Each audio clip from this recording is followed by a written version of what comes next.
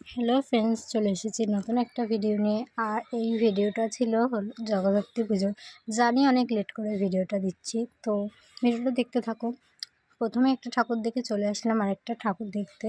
দেখতেই পাচ্ছ কত সুন্দর লাগছে ঠাকুরকে। আর রাস্তাগুলো কত সুন্দর লাইটিং দিয়ে সাজিয়েছে। তোমাদের ওখানেও কি এমনভাবেই জগদ্ধাত্রী পুজো হয়? আমাকে অবশ্যই কমেন্ট করে বলো। তারপর চলে আসলাম রূপকালী দেখতে।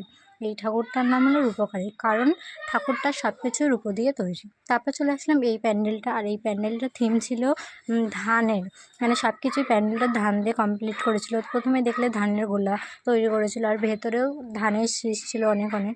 আর প্যান্ডেলটা খুব সুন্দর লাগছিল সামনে থেকে। তোমরা ক্যামেরায় কতটা বুঝতে পারছো জানি না, কিন্তু সামনে থেকে খুব সুন্দর লাগছিল।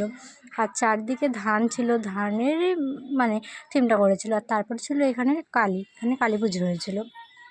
তারপর চলে আসলাম আরেকটা প্যান্ডেলে।